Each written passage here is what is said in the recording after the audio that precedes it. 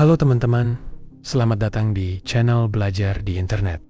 Channel yang akan membantu menambah wawasan kalian semua. Hari ini kita akan membahas salah satu masalah terbesar yang dihadapi Indonesia setiap tahunnya, yaitu banjir. Kita semua tahu, setiap musim hujan datang, berbagai wilayah di Indonesia tergenang air, menyebabkan kerugian besar, macet parah, bahkan korban jiwa. Tapi tahukah kalian, ada beberapa negara di dunia yang berhasil mengatasi masalah banjir dengan cara yang luar biasa. Bahkan, Indonesia bisa meniru solusi dari negara-negara ini agar bisa terbebas dari bencana banjir di masa depan. Penasaran? Tonton video ini sampai habis, dan jangan lupa like, subscribe, dan nyalakan lonceng notifikasinya supaya kalian gak ketinggalan konten menarik lainnya dari channel Belajar di Internet.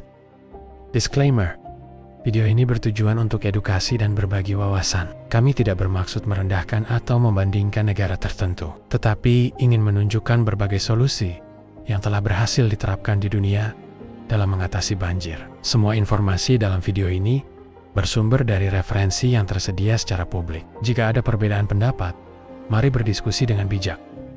Sekarang, lanjut ke inti pembahasannya.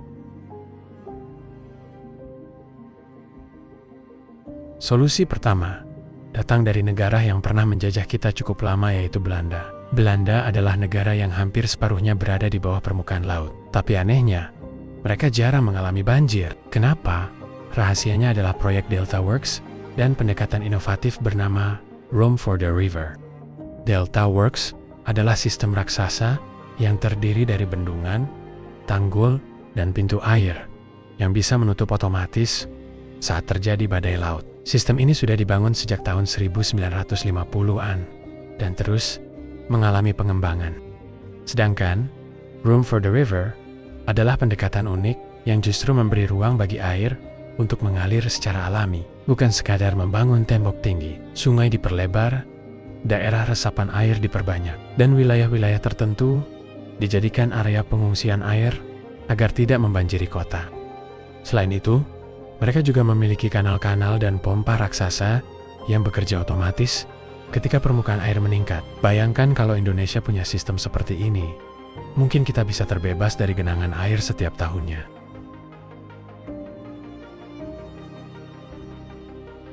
Solusi kedua datang dari negara yang pernah menjajah Indonesia juga, yaitu Jepang. Jepang juga sering dihantam badai dan hujan lebat, tapi mereka punya solusi keren, yaitu JICANS Project. Ini adalah sistem drainase bawah tanah terbesar di dunia yang bisa menyedot air banjir dari kota dan menyalurkannya ke sungai. Sistem ini terdiri dari terowongan raksasa sepanjang 6,3 km dengan diameter 10 meter yang terhubung dengan tangki penyimpanan air berkapasitas 200.000 meter kubik.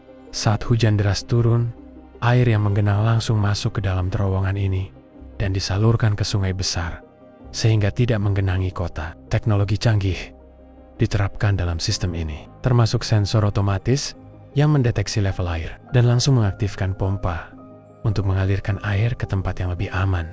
Bayangkan, kalau Indonesia punya terowongan raksasa seperti ini, mungkin air banjir bisa langsung dialihkan ke laut tanpa harus menggenang di jalan-jalan.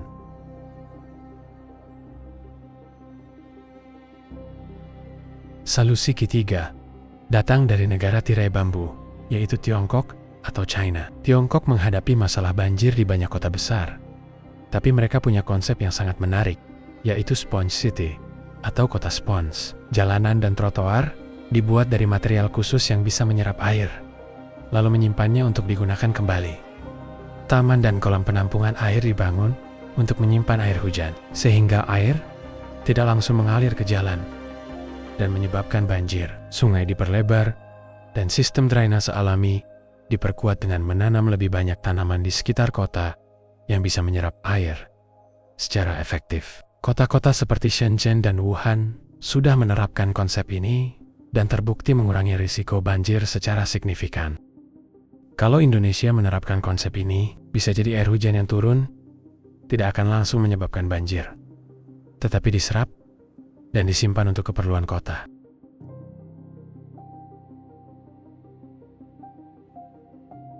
Solusi keempat datang dari negara kecil tetangga dekat Indonesia, yaitu Singapura. Singapura juga menghadapi risiko banjir, tapi mereka berhasil mengatasinya dengan teknologi modern. Marina Barrage adalah bendungan raksasa yang mengendalikan pasang surut air laut dan menyimpan air hujan dalam waduk besar, yang juga digunakan sebagai sumber air bersih.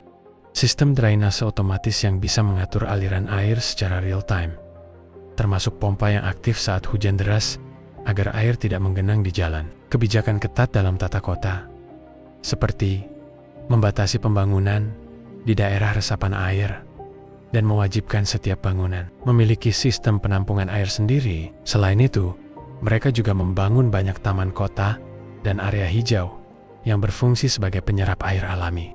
Bayangkan kalau Indonesia bisa mengintegrasikan teknologi seperti ini, pasti risiko banjir bisa ditekan secara signifikan.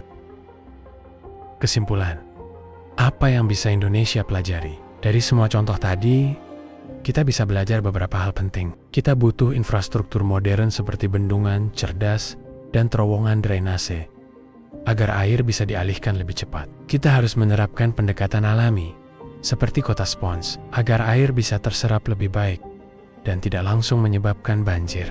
Teknologi harus diterapkan dalam sistem drainase, agar pengelolaan air lebih efisien dan bisa dikendalikan secara otomatis. Kebijakan tata kota harus diperketat, termasuk mengurangi alih fungsi lahan yang menghilangkan area resapan air. Lalu, pertanyaannya, apakah Indonesia bisa meniru solusi-solusi ini? Jawabannya ada di tangan kita semua.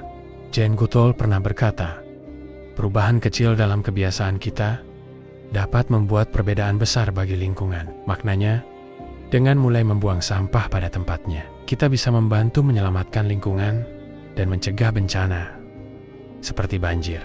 Pemerintah harus lebih serius dalam merancang solusi jangka panjang, dan masyarakat juga harus lebih sadar dalam menjaga lingkungan. Kalau kalian setuju bahwa Indonesia harus meniru negara-negara ini, tulis pendapat kalian di kolom komentar. Jangan lupa share video ini, supaya makin banyak orang yang sadar akan pentingnya solusi banjir. Sampai jumpa di video selanjutnya, dan tetap jaga lingkungan kita. Salam Indonesia Maju.